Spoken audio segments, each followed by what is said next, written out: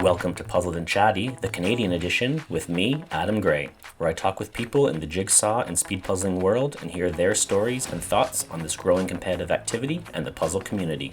In this episode, I sit down with a puzzler who has competed in the most CJPA sponsored competitions, oversees the traveling puzzles all across Canada, and always seems to be enjoying her puzzle experience. She's a positive puzzler. She is Kyla Norris.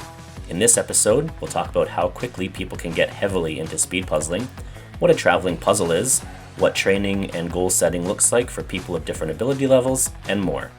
So pull up a chair and pick a puzzle off the shelf to do while you listen to two people who are puzzled and chatty. Hello and welcome to another episode of Puzzled and Chatty, the Canadian edition. This week, or this time, I am here with the person that kind of oversees a very interesting aspect of Canadian puzzling, and that's the traveling puzzles that are all over our giant country. Thank you for joining me, Kyla. Thank you so much for having me. I'm excited to be here. Me too. We'll get into the traveling puzzles and what that means and what that is and the difficulties that come with that, especially in Canada, considering how large of a country we are. But there's so much other stuff to get into first. There's been some big names on this channel, and in 2026, we're trying to get more from the people that aren't always going to be champions like myself. I'm not going to be a champion ever, but just hearing from different people. So I'm glad to have you here and see what the experiences are like from other puzzlers across the country. So people may not know who you are, so let's just go into a little bit of background information about you. When did you start getting into puzzling?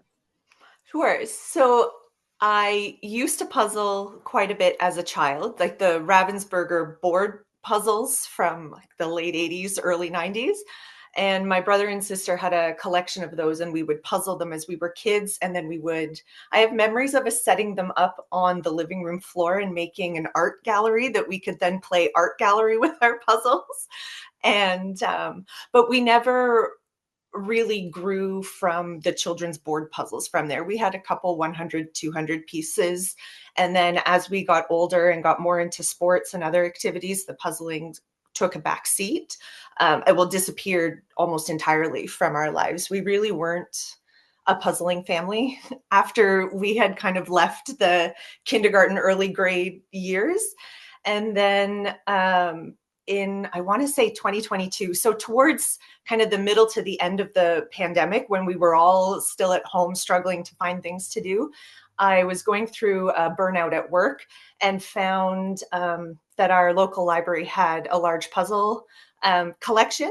So I picked one up, brought it home, and thought, okay, we'll just try it.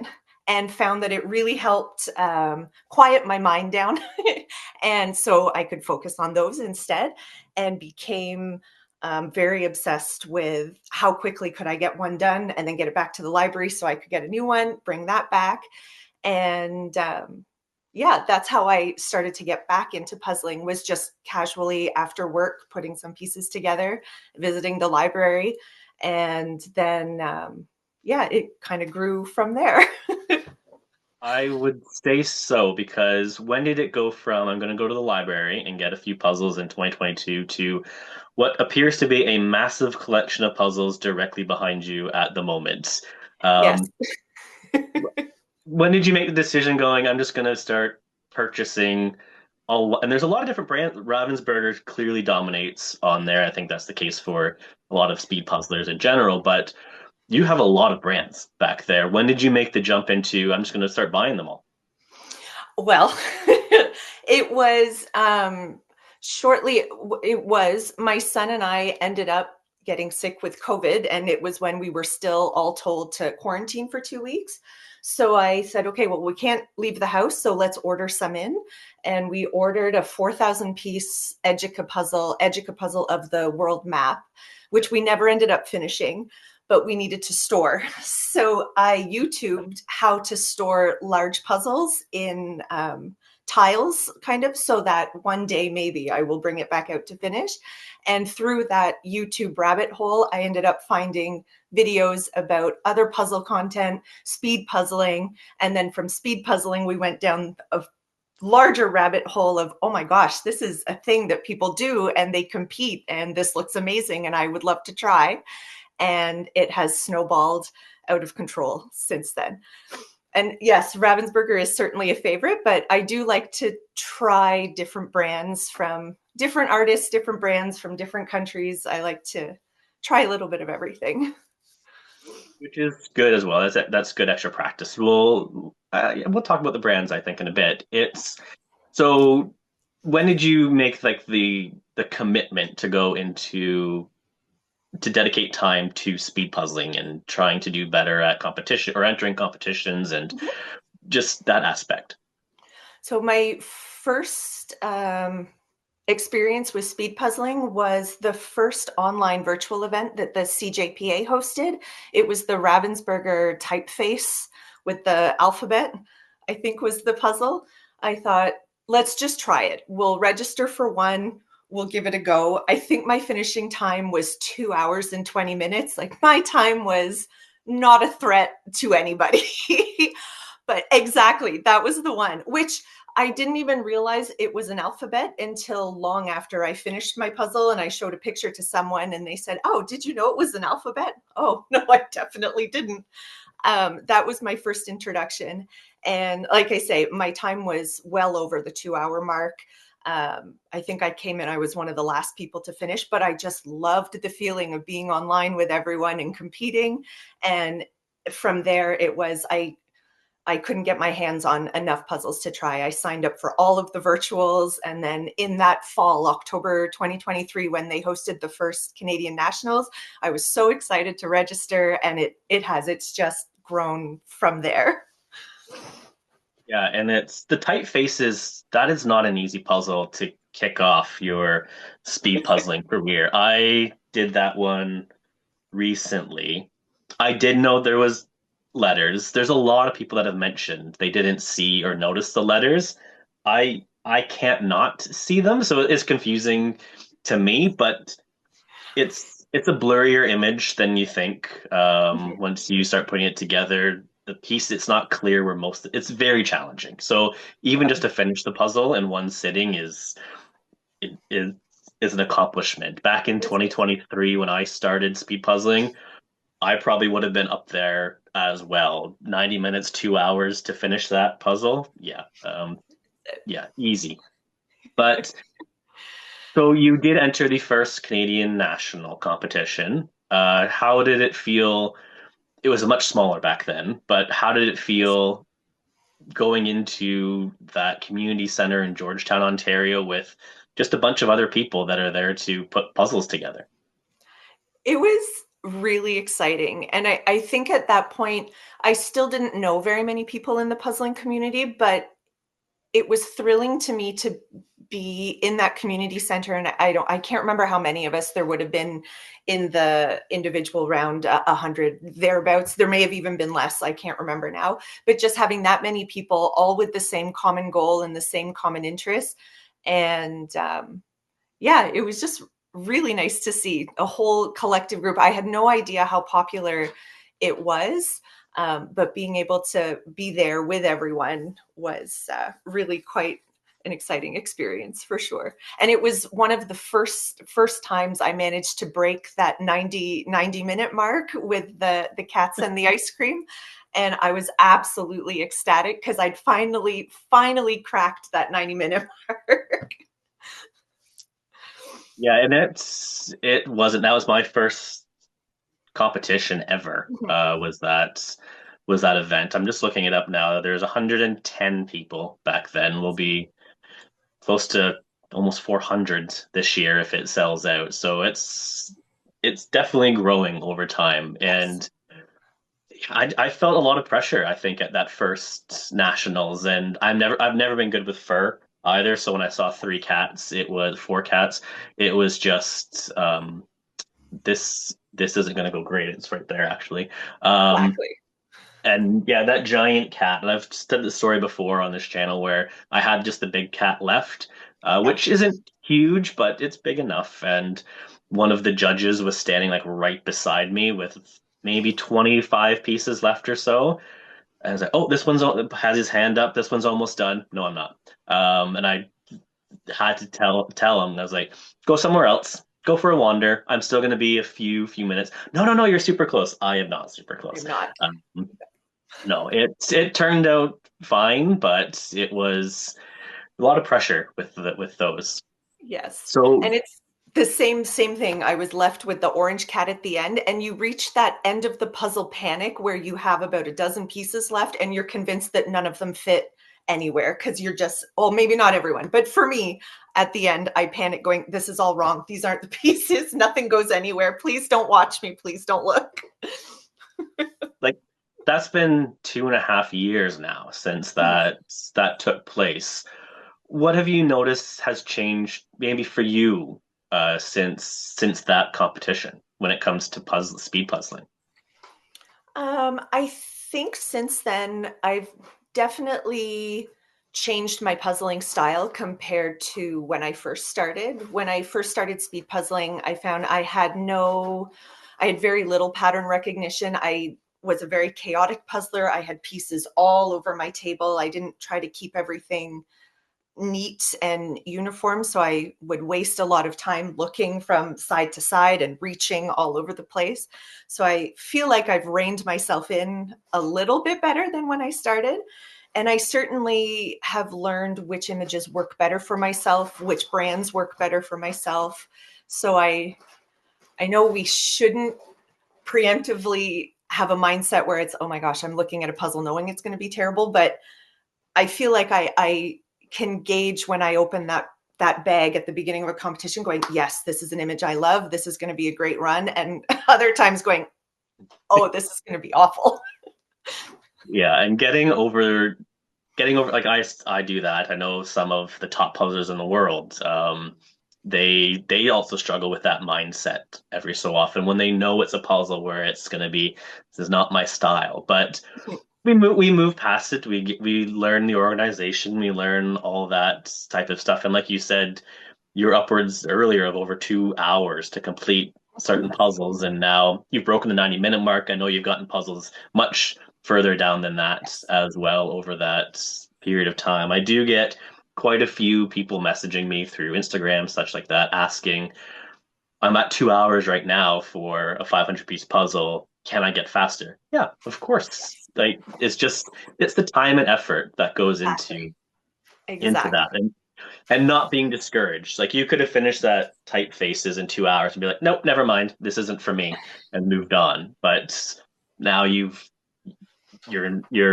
working with the CJPA to some extent. You were just at the World Championships last year, so come a long way since that That's first it. puzzle.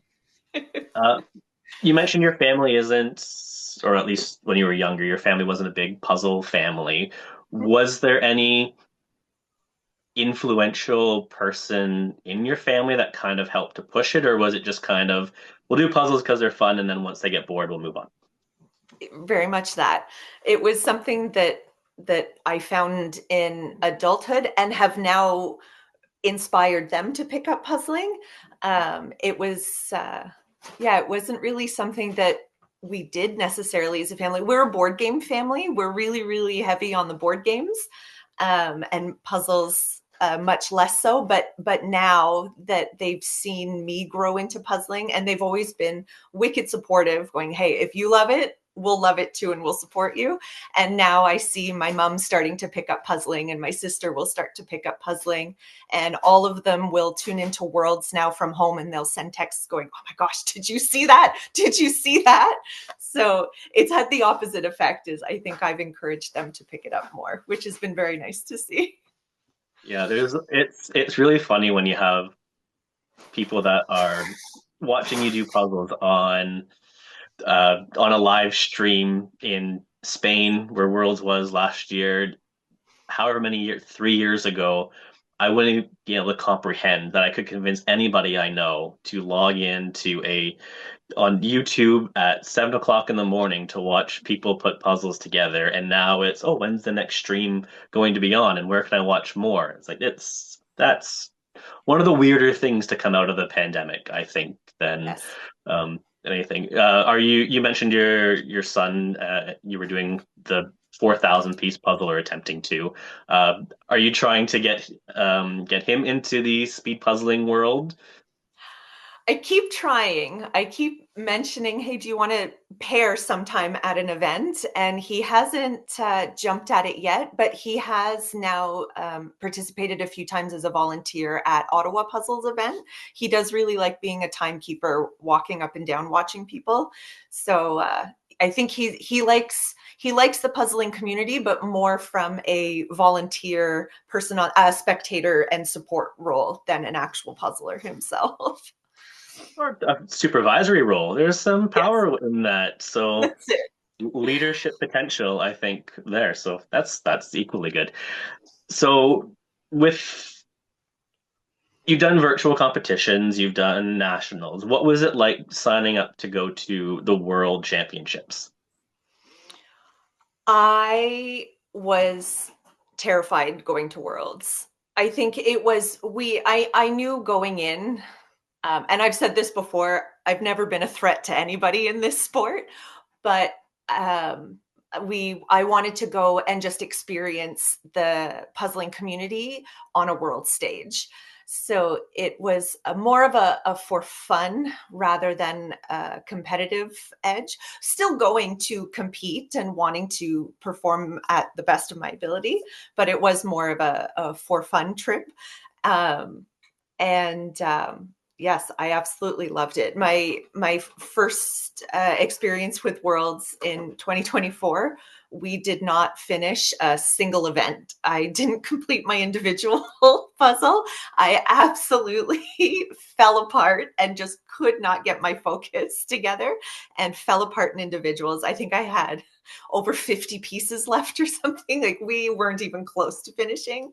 And then for pairs, my pair, Guylaine, we had the Swedish farmhouse, which is just Yeah. 2 rows of sky and barn and then grass.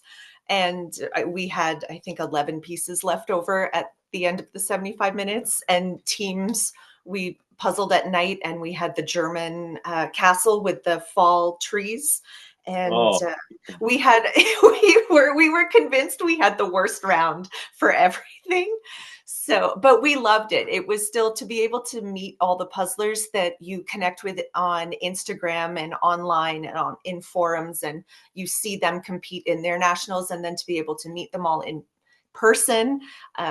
That was absolutely incredible. And then 2025 rolls around, and it's, oh my gosh, I really want to go again because I need this redemption round this year. I'm going and we are finishing every event.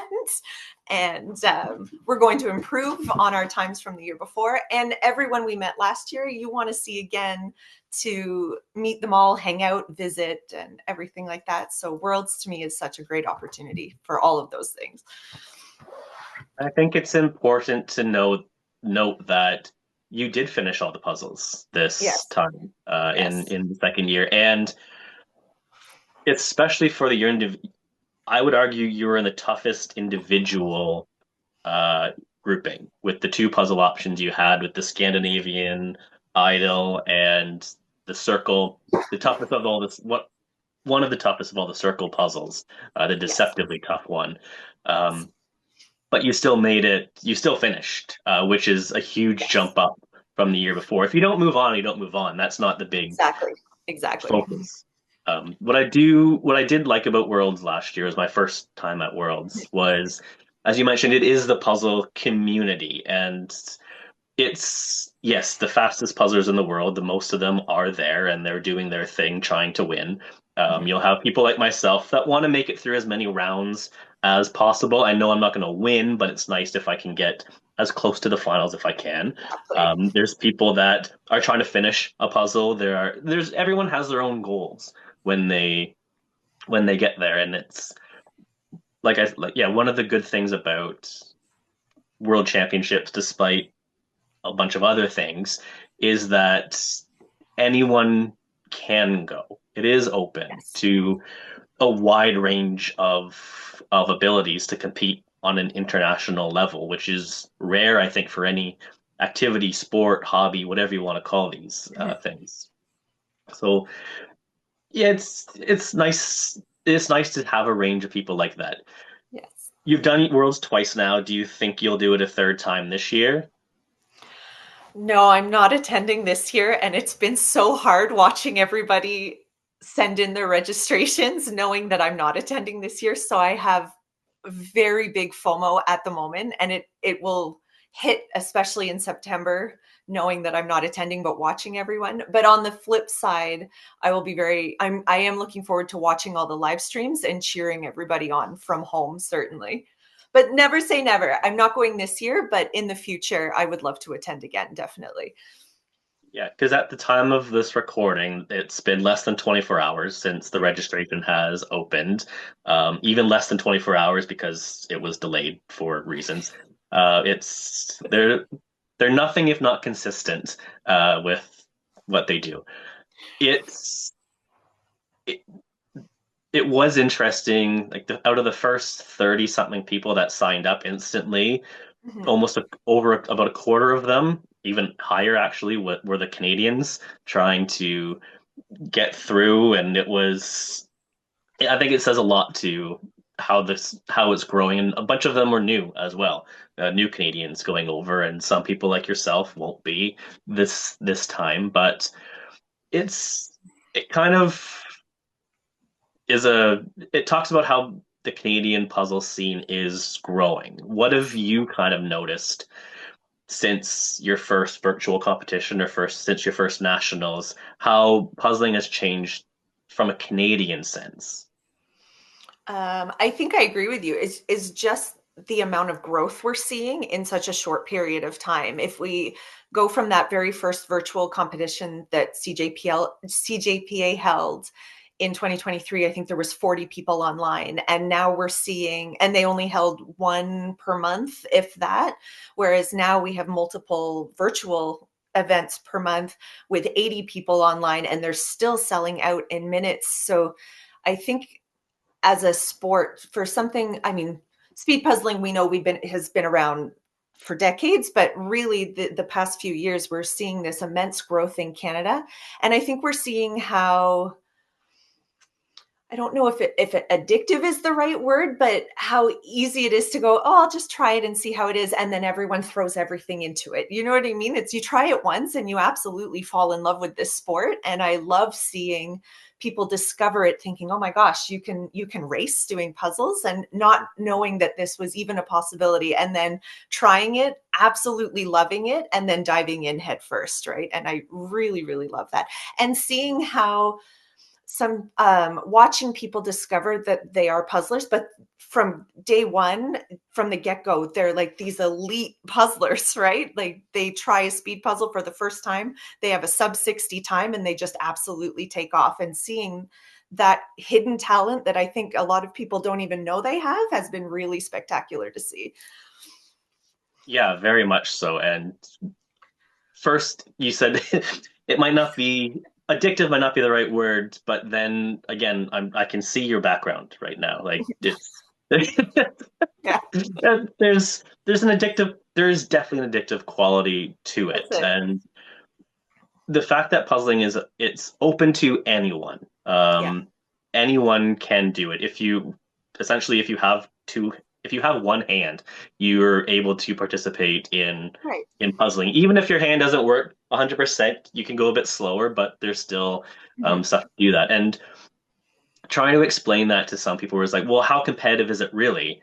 And it's open to everyone. There's essentially no limitations if you are able to see the puzzle and you're able to pick up a piece. That is it. Those are the two things you need to be able to do. While a lot of other sports and hobbies and activities, there's so much more involved with it, and even price isn't necessarily a boundary in Right. most cases with it because puzzle swaps and Mhm. thrifting, all the other stuff like that.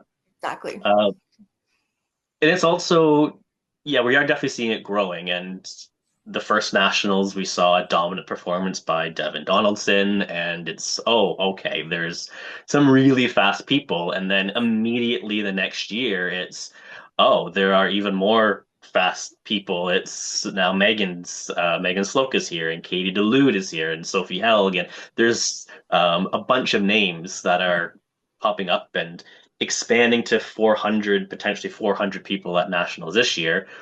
We're going to see more names of people we might not have seen before as this keeps growing, which I do want to see.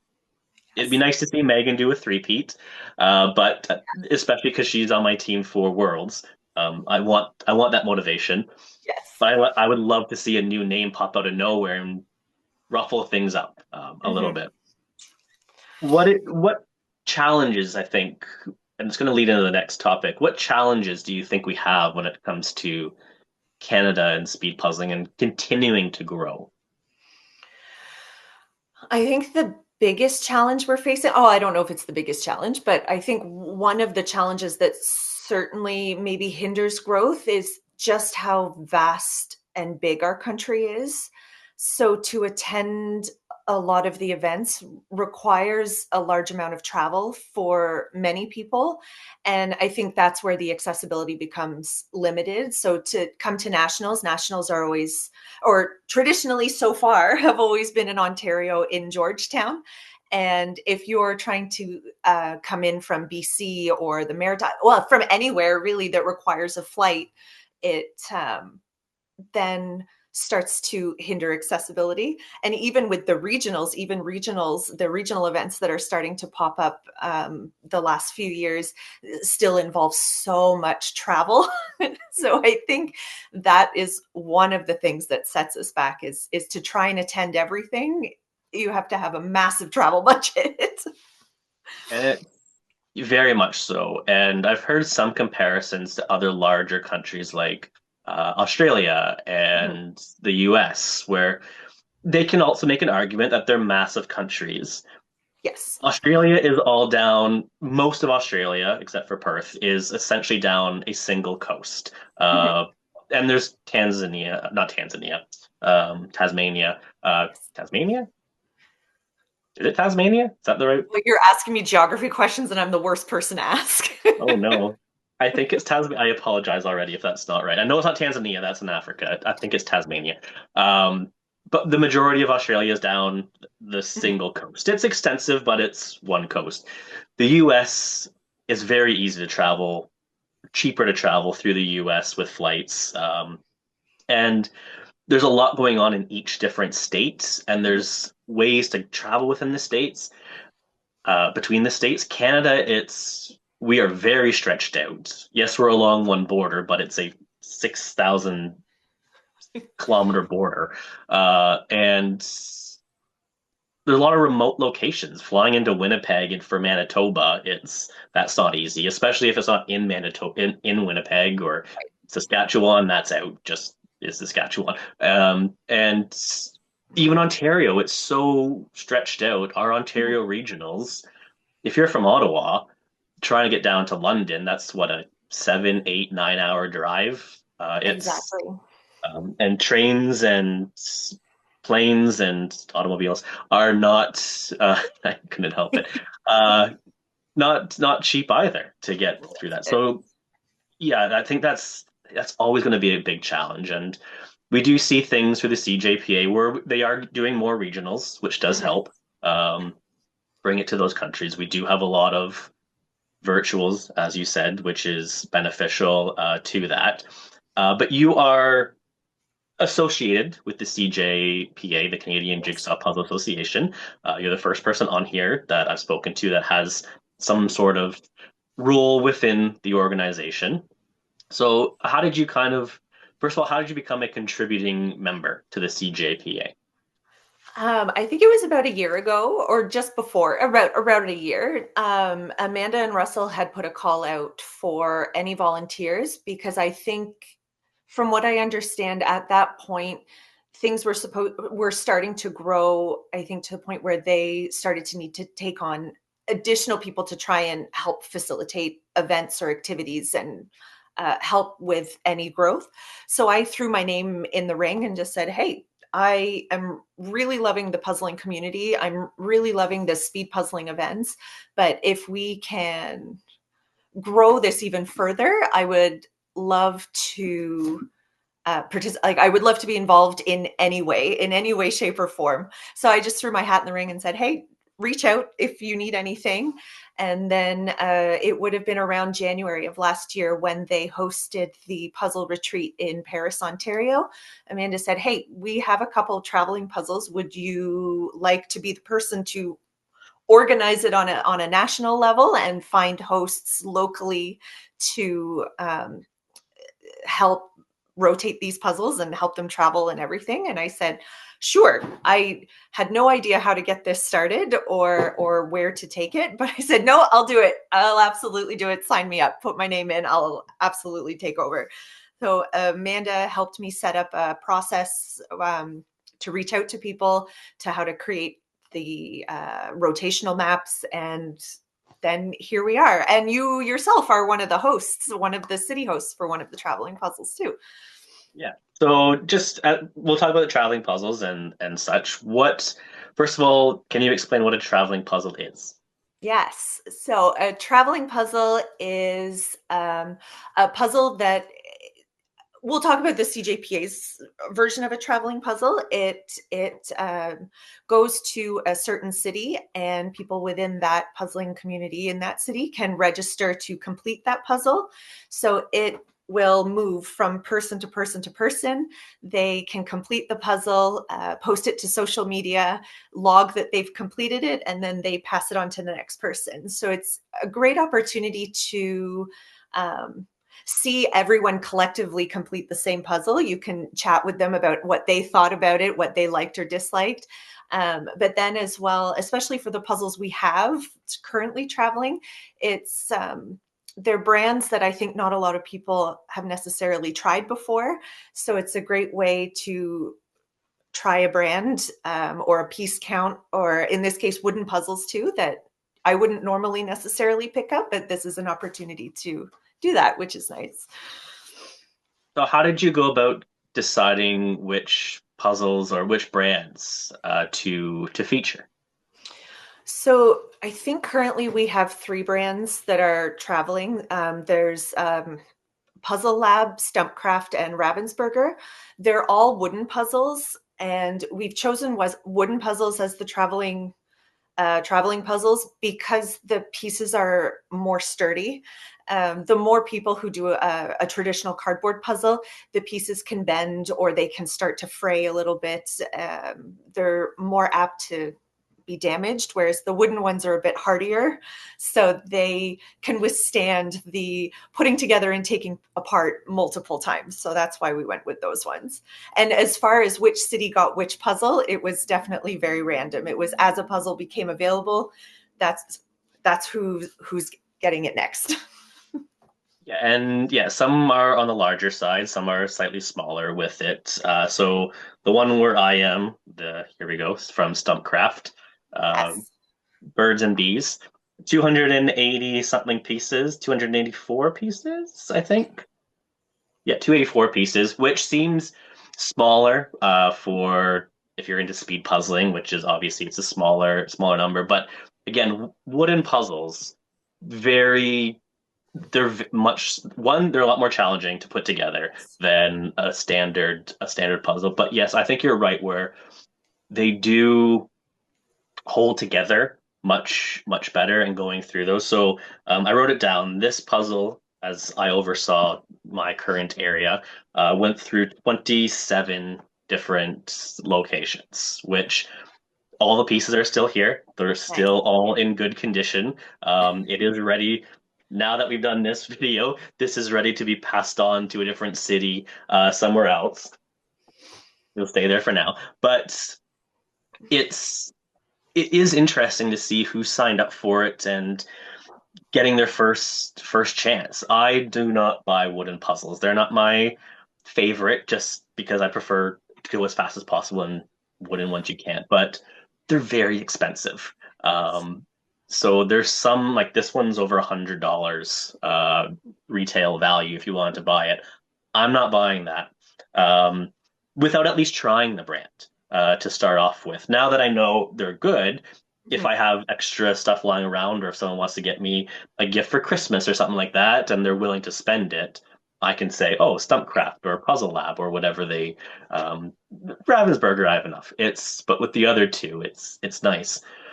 Um, what have you seen or observations about these different traveling puzzles or the process in general? I think the process is in general. I think the puzzlers that seem to gravitate more, what I've seen so far, I think the majority of the puzzlers that are reaching out to participate with the traveling puzzle are more casual puzzlers, rather than ones that are focused more on speed puzzling, which is nice because it's an activity on it's a community driven activity that isn't always focused on speed, right? I think it's very easy for us all to focus a lot more on the speed puzzling side. So the traveling puzzle has been a really nice activity to have multiple puzzlers across the country come together and be involved in, but more on the social, more relaxed, casual style of puzzle, which has been really nice. And it's been interesting to see. I think how many more puzzlers we think like there are.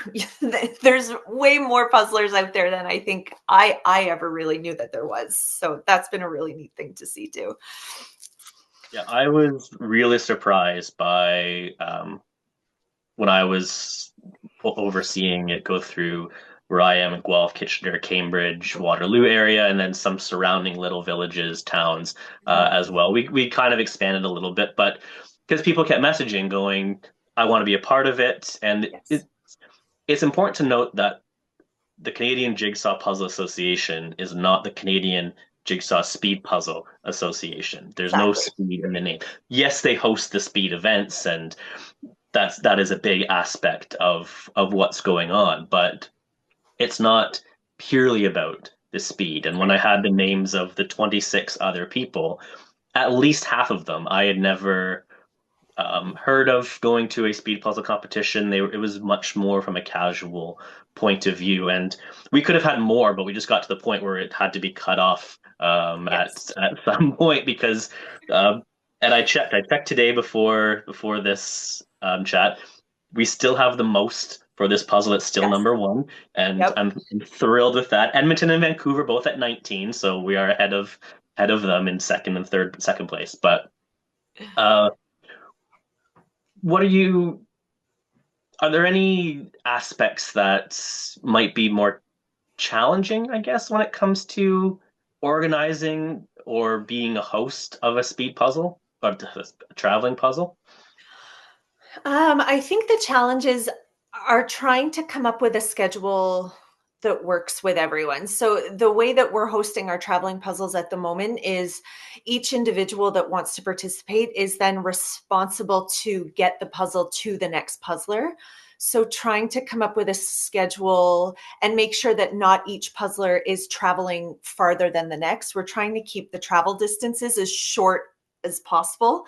So I think that can sometimes be a bit challenging to make sure that you don't have someone that then has to get in their car and drive 30, 40, 50 minutes to try and get it to the next puzzler. So creating a schedule on Google Maps to try and map everybody out so everyone has an equal travel distance to the next person, because everyone, it's your own time and it's your own gas money or public transit money that you're using to pass this puzzle along. So I think that's been a bit of a challenge, especially again, like we've mentioned, because everything is so spread out in Canada. Even in the city centers, there's still quite a lot of travel time uh, in between each individual location. So, but otherwise, and our next challenge is we're now looking for new hosts who would like to bring puzzles to their own cities or their own towns and communities. We're now looking for new locations to send these puzzles.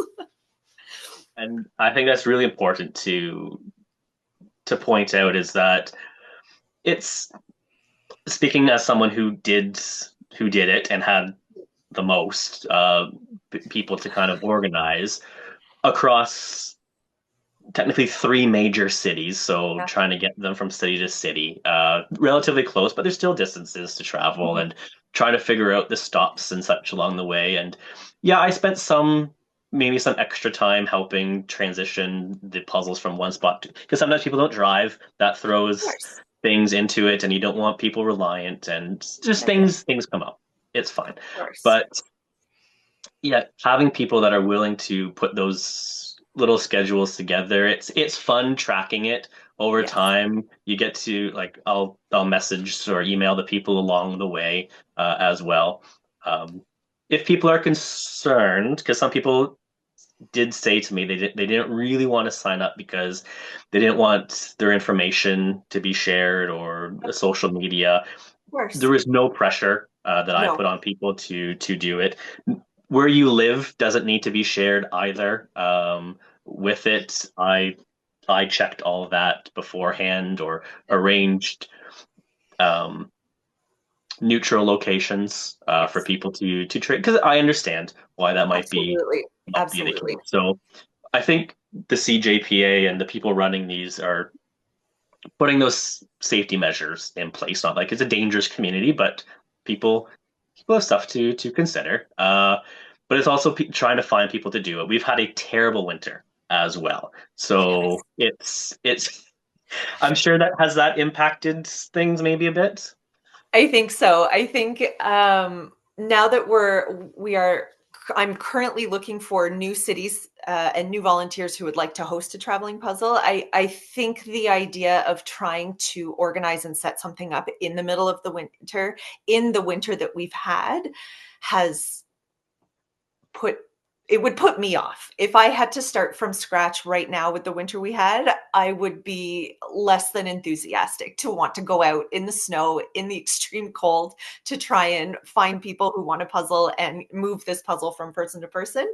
So I think absolutely that's been a deterrent, but hopefully now that we're touch wood, we're over the worst of it. Um, we'll Don't say start to that. see some more movement again. Exactly. I don't want to jinx it. Yeah, there's there's there's one more. There's going to be one more. Yes, it's still too early. Yeah, it's middle of February. Got ages to go.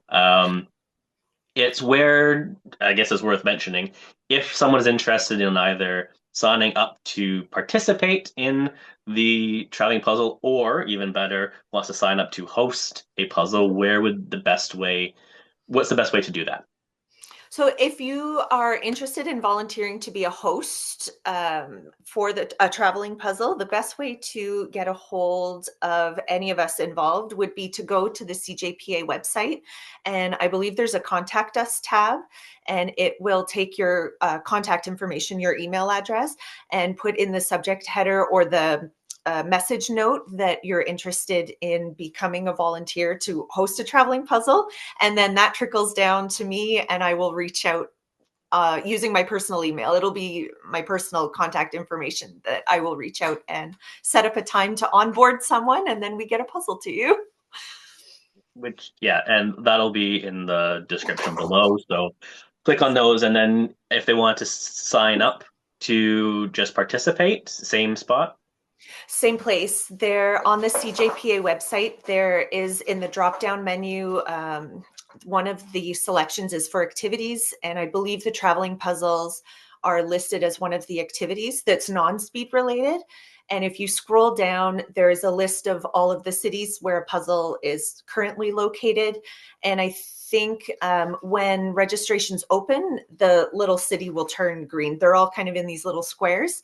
The city will turn green when registration is open. And when you click on that, it will take you to a Google form and you can submit all your information there and you're added to the wait list.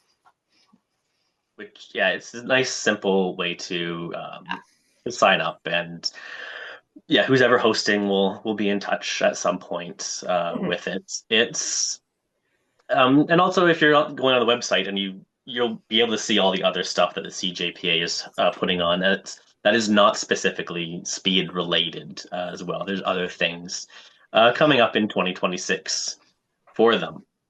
Um, when what have you enjoyed, I guess, the most about whether it's working with the CJPA or the traveling puzzle aspect? What have you taken away from this?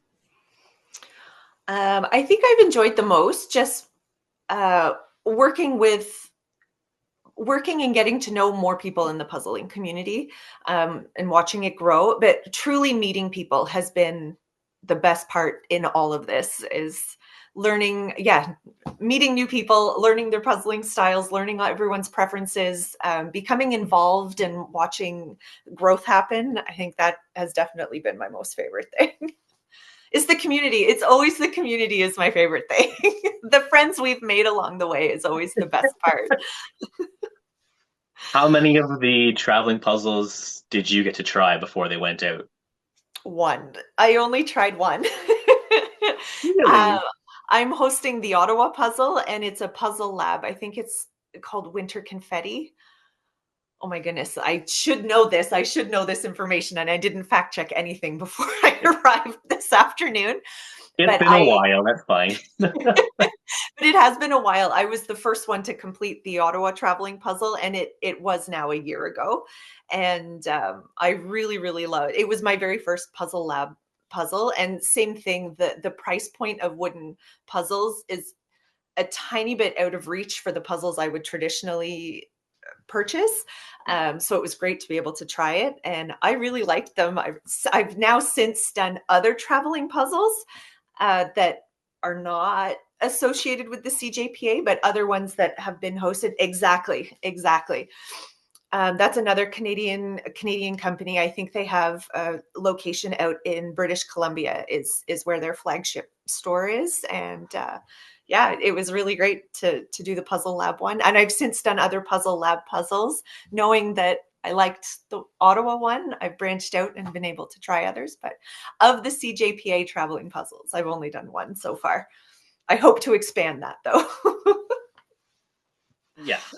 The I did not know Puzzle Lab was Canadian. I knew Stumpcraft was, is.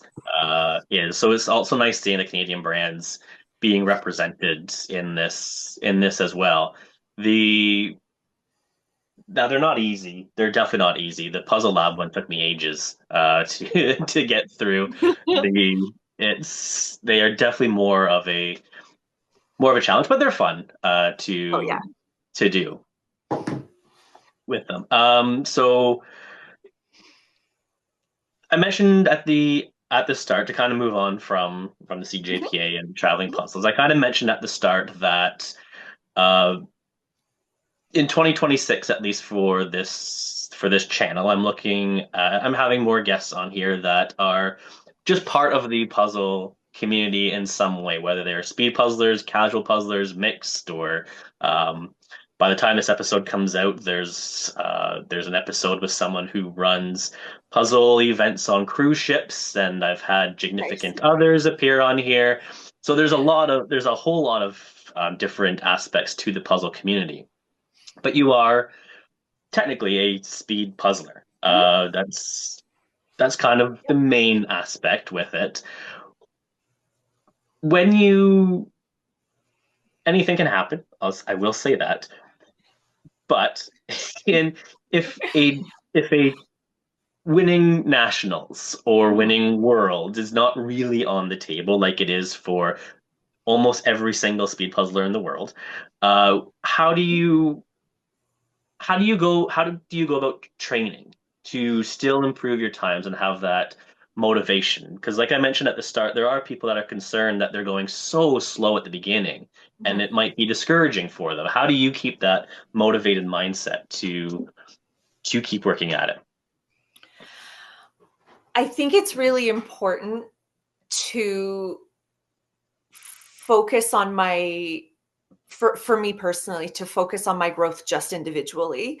I think it's really easy to fall into the trap of comparison and go, okay, well, I'm not really as fast as all of the elite speed puzzlers that are out there. I'm not a Megan, I'm not an Alejandro, I'm not a Devin.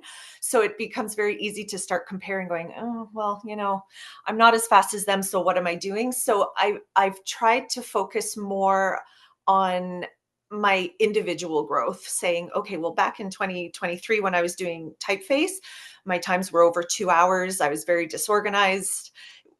I was definitely at the back of the puzzling pack, so to speak. So watched my own individual growth. And so I focus more on, okay, well, last time my time was an hour 20. Let's try and break an hour 20, and let's try to break an hour 15, and try to really, really focus on just my own personal speed growth. And that way I can see my improvement more without trying to compare it to others, because I think fundamentally I'm always going to be a middle of the pack puzzler. I don't think I'm ever going to break into that top half, and I'm okay with that. Like, I'm absolutely happy with where I am. And I hope other people do the same, is you can see yourself slowly improve, because everyone will always improve. There's always room for improvement and growth. And I hope people focus on that more than comparing yourself to others. And that, I think, then keeps that enjoyment level really high. I don't know if that makes sense. Yeah, yeah, it definitely makes sense. And yeah, focusing on the individual is important. Now, you don't need to name any names, but there are one suggestion, at least that I've mentioned it before, and other people are mentioning it now as well. We do have the Canadian ranking system, so you can kind of see how you are against Mhm.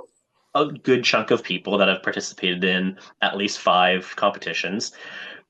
Do you have a person or people on that list where you are looking at, I want to pass that person? Yes, with everything that I've just said. There is also, I do like to keep a little bit of a competitive edge in Yeah. my speed puzzling goals as well. So there is a few names on the rankings and on myspeedpuzzling.com where we've always had very, very similar times. So it's always, okay, well, can I get ahead of that person, or can I just squeak by these couple people, because our results have always been very similar. So I definitely do keep my eye on some comparisons. Definitely. I'm very guilty of it in some respect. The internal motivation is great, but there does sometimes need to be in a competitive Yes. um, thing like this. You need that external motivation or something else to work towards as well to help drive it forward. And I just find it. I refer to them as puzzle rivals who do not know that they are a rival with somebody. It's completely. I have seen some people tell their rival that they are. I was like, no, that's you're missing the whole. Now they're going to be trying to make sure they're faster than you. You want to pass people.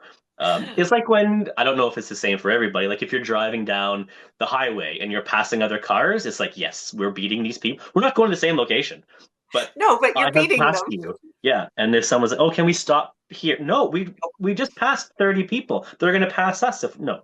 It's yeah. It's always a competition. Everything is.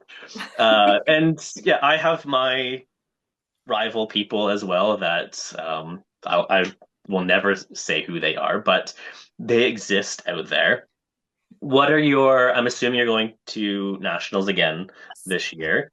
Yes. What are what are kind of your goals now? Now that we're 4 years in Mhm. to the national events, you have improved Mhm. drastically over the last few years. Do you have any? You can be as specific as you want to, or unspecific. That's not a word. As you want to. What are kind of your goals? What are your goals for this year? I think for this year, my goals for most of my goals are for individuals. I am participating in pairs and teams, but for individuals, those are where my goals are mostly focused. I would, in a perfect world, I would love to walk into nationals, sit down in my round, and get a sub 60 on a first attempt. I would absolutely love that. Realistically, do I think that's going to happen? No. I have broken the sub 60 on a first attempt a couple times, but it's not routine enough for me to think that it's going to happen every single time in a competition setting.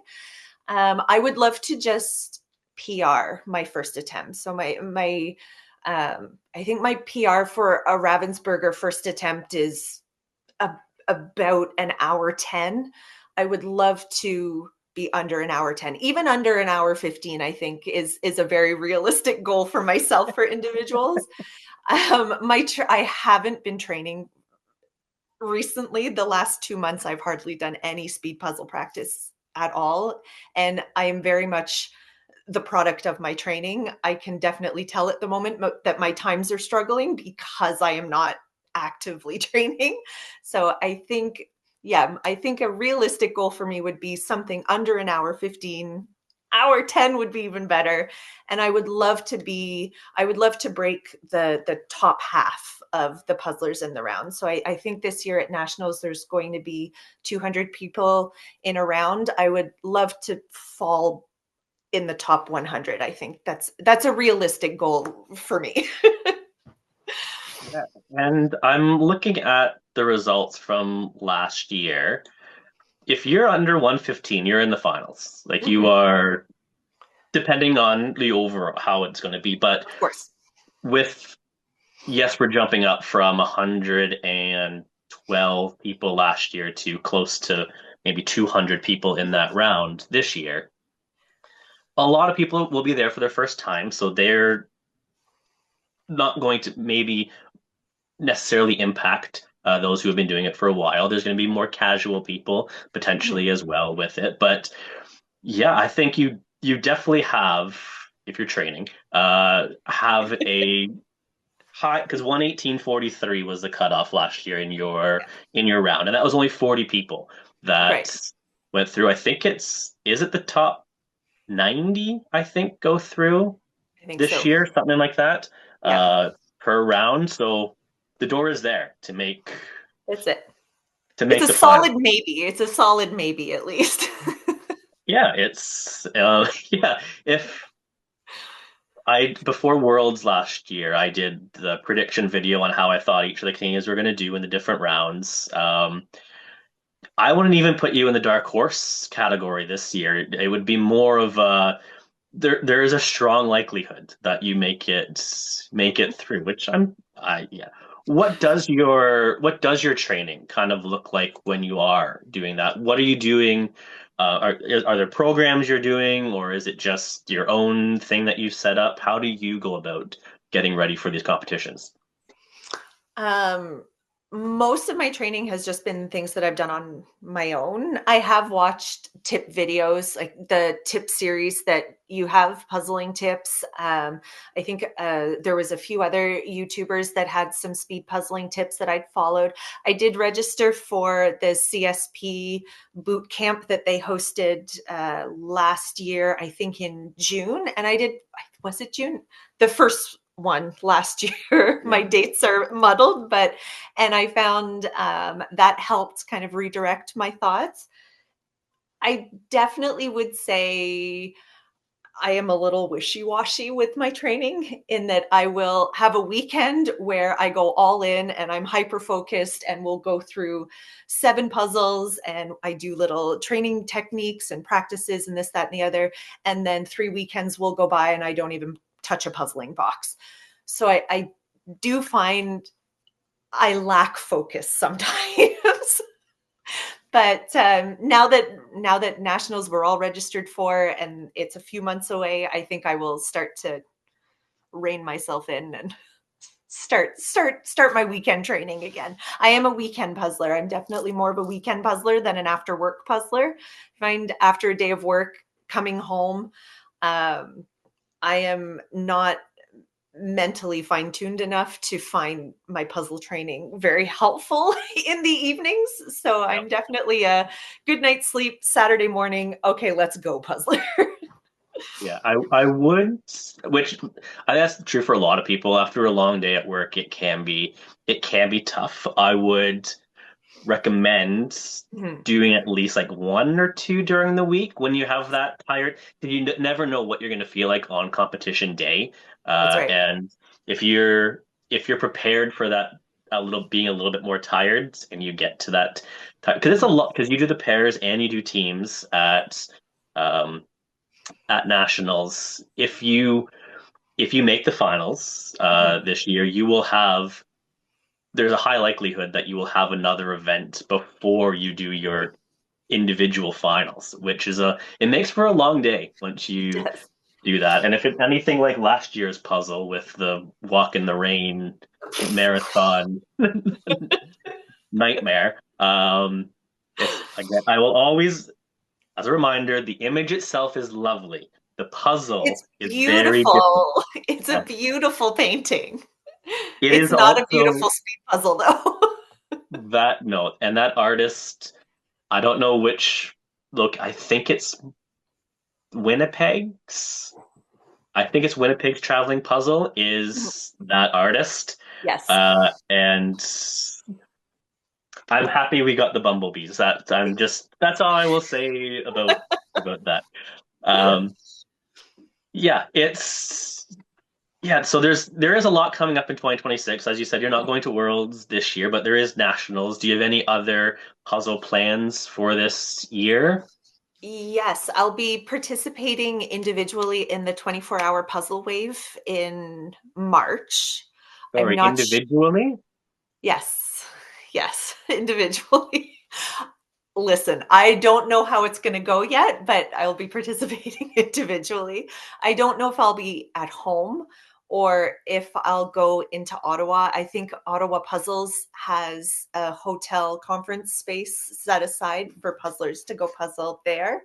I'm not sure which location I'll be in, but yes, I will be doing the 24 hours on my own. And then in April, there is a puzzle weekend being hosted by Shona's True North Puzzle Company. I'll be attending that as well. Yeah, and that's she recently made an appearance on here as well. So I would encourage people to watch that episode after this one. Um, just to go back to the 24-hour marathon. Are you, as someone who just did a 24-hour solo marathon a few weeks ago for International Puzzle Day, are you planning on doing the full 24 hours? Yes, I am going to be drawing from my healthcare worker experience from being awake, working night shifts. I'm going to be drawing from that and hoping to do the full 24 hours. Okay. Great. I've But done it we'll twice. see. It is not easy. No. There is uh, it to some people it might seem, oh, you're just saying they're doing a puzzle. There is so much more that goes into that. Yes. Again, there's also a video on this channel that covers how to prepare for those two videos actually, mentally and physically, because it is not easy. And I am currently somewhat significantly injured from the marathon. Yes. It messed my back up, and it's not great. Physio's going great, but it's That's what it is what good. it is. So there's a lot that goes into those. I Good luck if you get that all the way through. Good luck. Are you fundraising for it? Yes, I do have a fundraising page associated with the Puzzle Wave fundraiser for the Canadian Mental Health Association. I'm hoping to sponsor myself a penny a piece assembled up to $200. Now, do I think I will be assembling 20,000 pieces? Absolutely not. But yes, I'll be sponsoring myself a penny a piece, and then I'll have a puzzle piece running count going throughout the 24 hours. And yes, looking for donations should anyone like to support my endeavor to stay awake and puzzle for 24 hours. And that I will include that link below as well, and it'll be on the screen. It's yeah, definitely encourage. I am also participating in the Yes. marathon. Um, I will not put my donation information on there for this one. I would encourage to donate to you for this. But if you're feeling generous and want to donate to two people, Yes, then I am exactly. still looking for donations as well. But yeah, it's it's not easy. It's I'm glad somebody else is doing it so I can talk to somebody at the end going because I haven't seen anyone else do a solo 24-hour one yet. Mhm. Yeah, it's a challenge. No, Um yeah. I've taken notes from your book. I saw the last one you did for the International Puzzle Day, Jigsaw Puzzle Day. You had a cooler ready with sandwiches, peeled fruit, everything ready. I've started to make notes on. Okay, what did Adam do? Okay, I should probably try doing those things too. That made a lot of sense. So I've taken some pages out of your book too for to help prepare me as much as I can. Do you drink like coffee, caffeine type of stuff? I do, yes. Okay, so you'll have a slight advantage there because I am not a caffeine. I'm definitely not a coffee drinker, so it's that made it a bit more challenging as well. But I for this year's, 'cause I've done it 2 years in a row. Last year I was up, I don't know, maybe 9 or 10 hours before it started, and Yes. had to go to work for a bit and did some Mhm. other stuff. That was a mistake. I think I woke up 2.5 hours before it started this Oof. year. Huge difference. That definitely helped. But yeah, I'm excited to see how that turns out for you. Um, yeah, just a few things to kind of close this all Mhm. out. Before we go into the questions I ask everybody who makes appearance on here, you're doing the 24-hour marathon. You are active, doing lots of puzzles. You have traveling puzzles and stuff. Do you have a social media account, Instagram account, something like that, that people can follow your puzzle journey on? Yes, I'm the most active on Instagram, and my handle is Puzzles with Kyla. And yes, that's definitely where most of my posts and stories get uploaded to. And then hopefully, if I can figure it out, that's where I will hopefully stream some of the 24-hour puzzle wave puzzling as well. So you may log on to see me at 2 a.m. absolutely passed out sleeping on my puzzle table. Who knows? That is a big possibility. Um, Yes. I did. I live streamed my most recent one. Is the first time I've ever live streamed anything. Just as a note, they only last 3 to 4 hours and they time out. Okay. So um, someone told me that on the live stream, which I'm glad they did. So it's like, Perfect. okay, so I had to keep stopping. Yeah, No, that's it's good to know. That's really good to know. I'll keep that in mind definitely to keep renewing it. yeah. I had a secondary computer off to the side as well, so I could see if it was still going live. I could Mhm. still see myself going.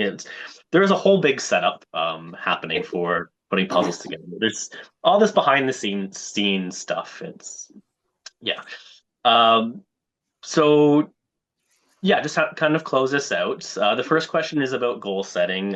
I do like that being a big part of this channel. We've already talked about it a little bit. Um, and you talked about more individual goals, but can you just kind of expand maybe a little bit more? How do you know what a realistic goal is?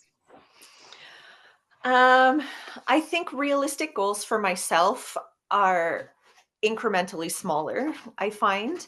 Um, I become very discouraged if I make a really lofty goal and then realize how much work has to be done to reach it. And then the discouragement then leads to, I'm just not going to do it.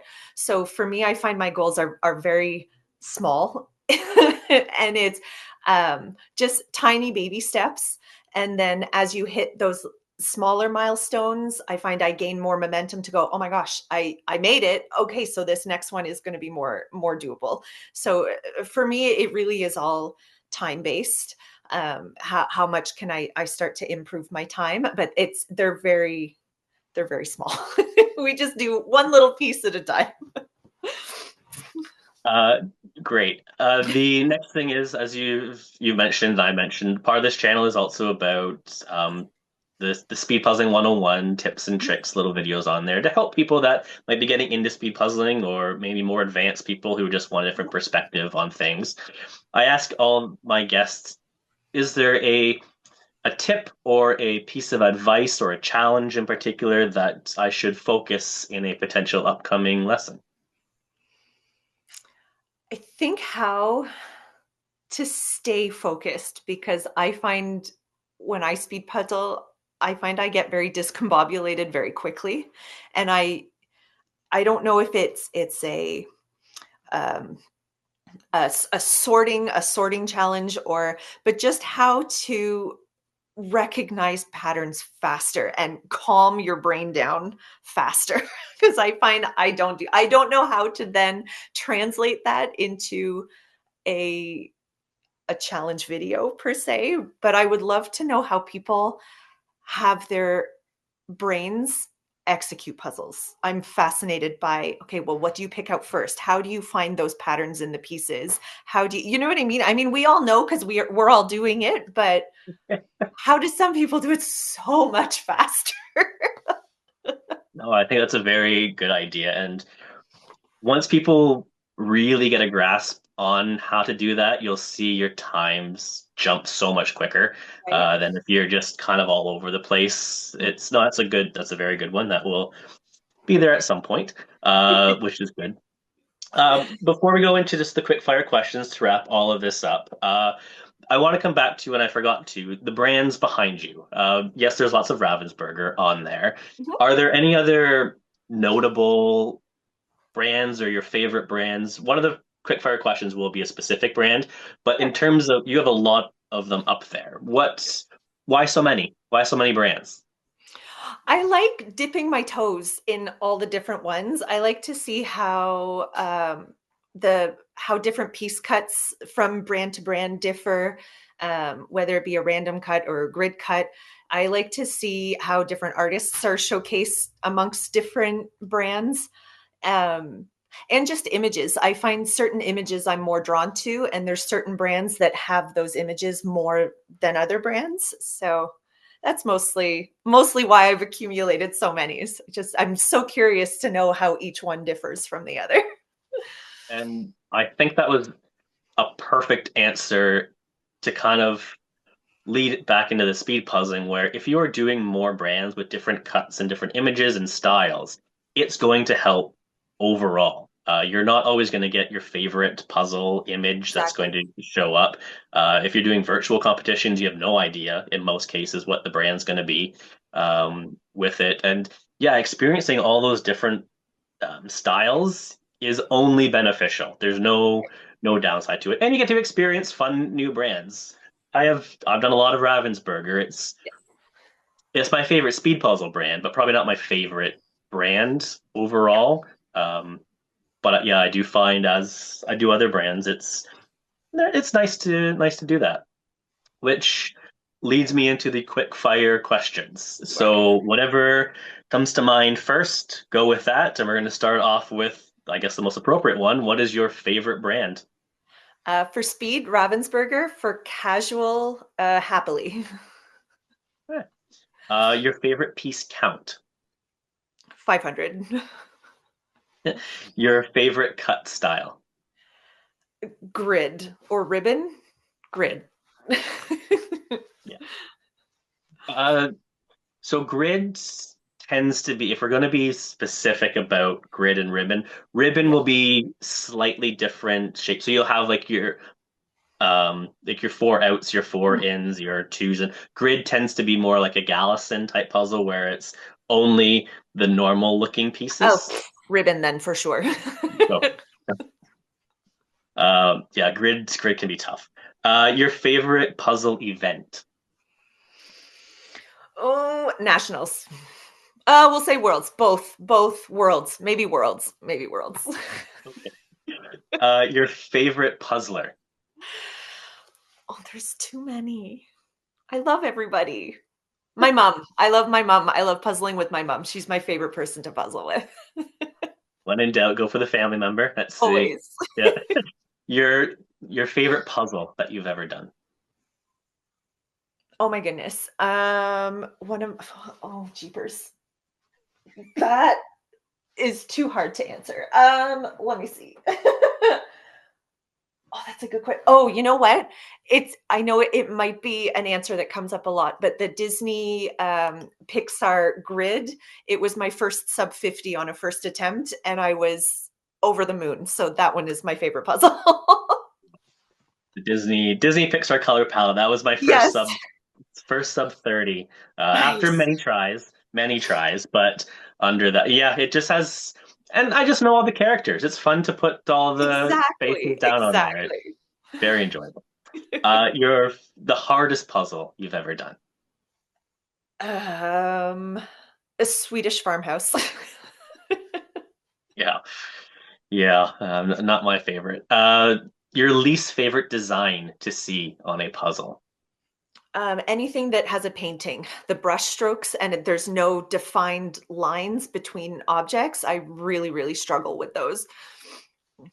Yeah. Yeah, walk in the rain. Yep. Your your least no, we just did that one. Your favorite puzzle moment. Um, Nationals 2023 because it was my first time with a sub 90 time, and I thought, oh my gosh, I can actually do this, and I was very, very excited. And your favorite way to get new puzzles. Facebook Marketplace, I think, and puzzle swaps. It really is my favorite way. And the last question, your dream puzzle that you've not done but wish you could.